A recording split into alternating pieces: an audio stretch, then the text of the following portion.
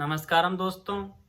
कुछ लोग कहते हैं कि हमारे यहाँ भारत में शाकाहारी होने पर बहुत जोर दिया जाता है और विदेशों में इतने सारे लोग मांसाहारी हैं, मदिरा का सेवन करते हैं, फिर भी वो हमसे ज़्यादा बुद्धिमान हैं।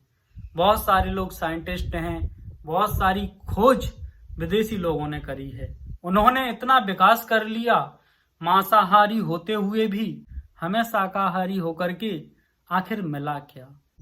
तो मैं उन लोगों से कहना चाहता हूं कि विदेशियों ने इस दुनिया की भले ही बहुत सारी चीजें खोज ली हों, लेकिन हमारे यहाँ इन बाहरी चीजों को कभी कोई महत्व नहीं दिया गया। वो लोग बाहरी वस्तुओं को अपनी प्रसन्नता का आधार मानते हैं, लेकिन हमने हमेशा से अपनी भीतरी प्रसन्नता को ही महत्व दिया है।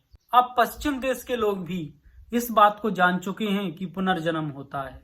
इस बात को भी वो बहुत जल्दी जान जाएंगे कि हजारों लाखों योनियों से गुजरने के बाद में मनुष्य योनि प्राप्त होती है। हमारी यात्रा जड़ से शुरू होती है। कीट पतंगे, पशु पक्षी, इन सब योनियों से गुजर करके हमें मनुष्य योनि प्राप्त होती है।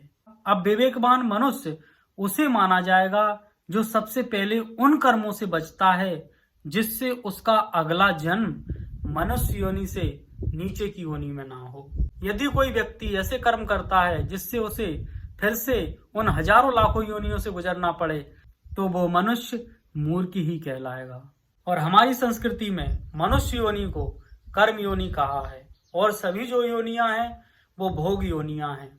और भगवान कृष्ण गीता में कहते हैं कि मनुष्य योनि ही कर्म योनि है और सभी जो योनियां हैं वो भोग योनियां हैं, चाहे वो पशु पक्षी की हो, प्रेत पिशाच की हो या देवताओं की योनि हो। सभी योनियां भोग योनियां कहलाती हैं। उन योनियों में हम जो भी कर्म करेंगे उसका हमें फल नहीं मिलता है।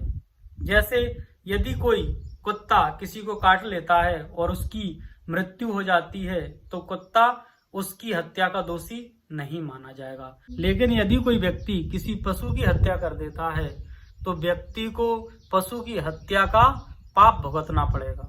तो भले ही पश्चिम के लोग बुद्धिमान लोग लगते हों, बाहर बहुत विकास कर लिया हो, लेकिन वो उन कर्मों से नहीं बच रहे हैं जिससे उनका अगला जन्म इस मनुष्य योनि से नीचे की योनि में ना हो।